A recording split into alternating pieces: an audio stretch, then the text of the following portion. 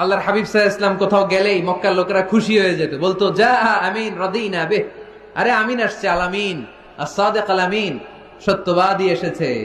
ওয়া আনজির আশিরাতাকাল আখরাবিন, হে নবী মুহাম্মদ তুমি তোমার নিকট আত্মীয়দেরকে এবার জাহান্নামের ভয় দেখাও। মক্কায় যখন এই আয়াত নাজিল হলো, আল্লাহর হাবিব সাল্লাল্লাহু আলাইহি ওয়াসাল্লাম সাফা পাহাড়ের উপরে উঠে ডাক দিলেন, ও কুরাইশের লোকেরা, ও হাশিমি খানদানের লোকেরা, ও আমার বংশের লোকেরা। ডাক দেওয়ার সাথে সাথে সব লোক, কারণ কণ্ঠটা চিনা, সবাই বুঝতে পারছে এটা মুহাম্মদ সাল্লাল্লাহু আলাইহি ওয়াসাল্লামের কণ্ঠ।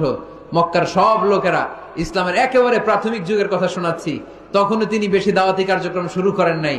উনি বললেন, ও আমার হাশিমি খানদানের লোকেরা, ও আমার আত্মীয়রা। বিষ্ণু ইসলামের কণ্ঠ ছিল পরিচিত, সবাই বের হয়ে আসে, এসে বলল, মুহাম্মদ কেন ডেকেছো?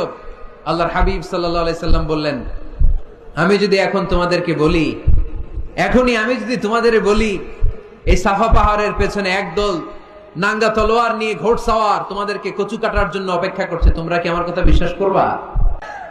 আল্লাহর হাবিব সাল্লাল্লাহু আলাইহি সাল্লাম বললেন, আমি যদি বলি সাফা পাহাড়ের পেছনে নাঙ্গা তলোয়ার নিয়ে একদল ঘোড়সাওয়ার তোমাদেরকে কচু কাটার জন্য অপেক্ষা করছে, বিশ্বাস করবা?